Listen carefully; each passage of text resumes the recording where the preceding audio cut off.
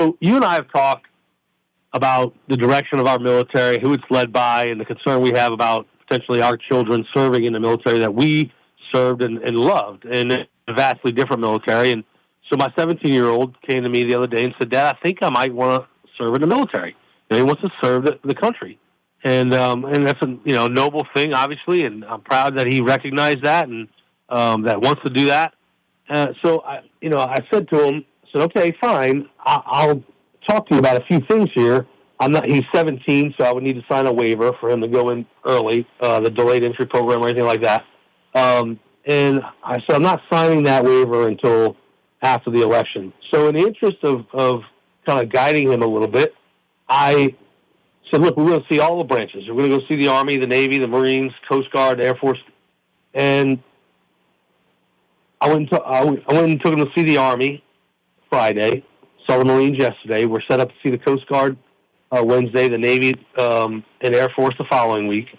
And what I'm getting at here is I was in the Army recruiting office, and while a recruiter did a great job explaining the opportunities that the Army can present to a young man or a young woman, and again, this is no bias. I mean, I'm trying not to be biased. At least my dad served in the Army. I have great love for the Army.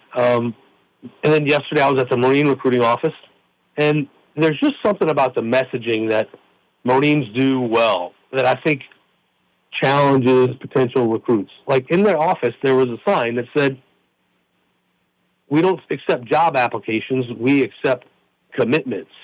And I think, more and more of the branches of the military need to challenge potential recruits opposed to, kind of the be all you can be, or and some of the Navy messaging and some of the Air Force messaging, aim high. Well, what does that mean? I don't know. I just found myself thinking about that yesterday, and I was like, if I was a 17-year-old, what would grab me? And that's the kind of stuff that grabs me is really the challenge. Am I making any sense, Chase?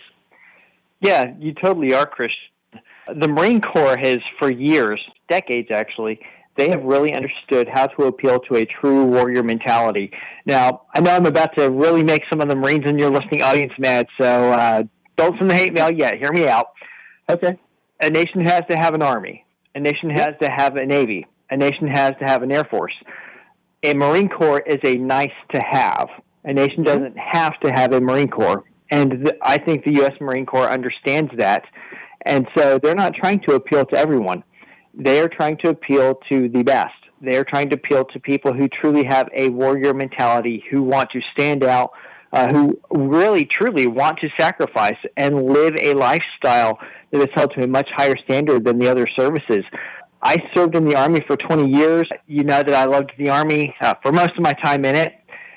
But every time I came across a Marine, there was something different about a Marine. There's something about whenever I was in the presence of a Marine, I felt like a better human being. They just held themselves to an entirely different standard. They were much more fit than we were. Their uniforms looked way better than ours.